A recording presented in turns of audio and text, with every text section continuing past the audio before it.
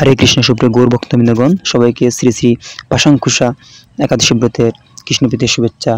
तो सबाई श्री श्री पाशांकुशा एकादशी व्रत महत्व कृपापूर्वक श्रवण करुन। आश्विन शुक्लपक्षिया पाशांकुशा एकादशी महत्व ब्रह्म वैवर्त पुराणे बर्णना करा हयेछे।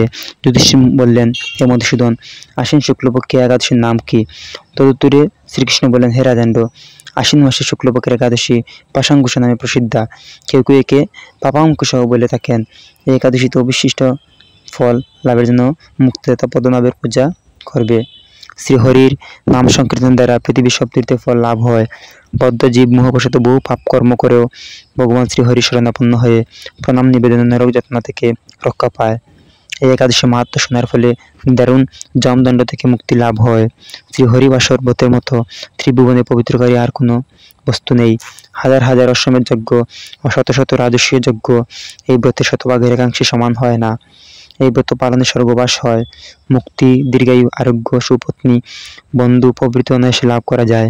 হে রাজন, গয়া, কাশী, এমনকি কুরুক্ষেত্রেও শ্রীহরিবাসের অপেক্ষা পূর্ণ স্থান নয়।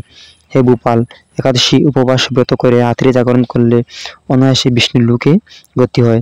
এই পাশাঙ্কুশা ব্রতের ফলে মানুষ সর্বপাপ মুক্ত হয়ে গোলকে গমন করতে সমর্থ হয়। এই পবিত্র দিনে যিনি স্বর্ণ, তিল, গাভী, অন্ন, বস্ত্র, জল, ছত্র, পাদুকা দান করেন তাকে আর জমালে যেতে হয় না। যারা এই সকল পুণ্য কার্য করে না তাদের জীবন কামারশালার হাপড়ের মতো বিফল। নিষ্ঠার সঙ্গে ব্রত পালনে উচ্চকুলের নিরোগ ও দীর্ঘ শরীর লাভ হয়।